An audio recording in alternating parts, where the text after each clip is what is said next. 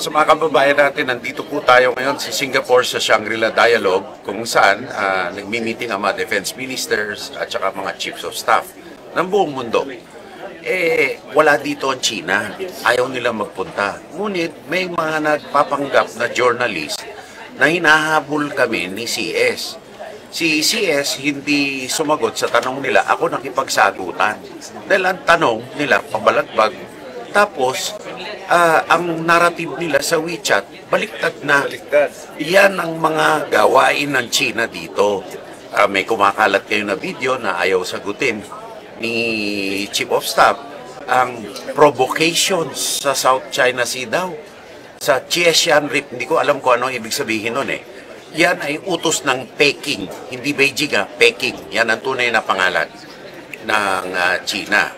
At imbis na magpadala sila ng Defense Minister, nagpapadala sila ng mga bata na nagpapanggap na journalist, na ahente ng intelligence nila na nagtatanong na balagbag tapos binabaliktad ang video. Nung ako tinanong, nakipagsagutan ako na matagal.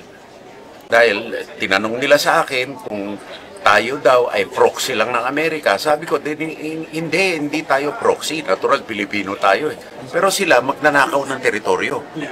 Nagsagutan na kami nagsagutan. Hindi pa nilalabas yun. Pero baka baliktarin na naman nila at ilabas. Eto si CS. Kahapon hinarang ako at yun nga, pinipilit tayong tanungin. Pero dahil nagmamadali kami, papunta kami dun sa isang meeting natin, bilateral meeting. Hindi ko sinagot. But then later on, naglabas sila sa WeChat, binaliktad nila yung istorya na umiiwas daw tayo sa mga tanong nila about West Philippine Sea at yun nga ang paratang nila na tayo daw yung nag-i-infiltrate or nag-encroach, pumapasok dun sa teritoryo nila. So, kanina nakita ko itong mga bata na to, so kinawayan ko, hello mga agent ng MSS, hello, hindi na lumapit. Yun ang mga yan hindi journalist yung mga yan.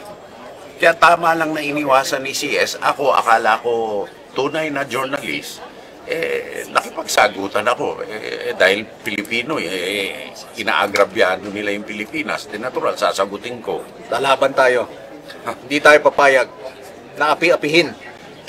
Anyway, minabuti namin na mag-video dito kasi kumakalat sa WeChat ang mga karumal-dumal na ginagawa nila, no? Ganyang kababaw mag-isip itong China, imbis na mag-engage, binabastos ang mga proseso na ganito.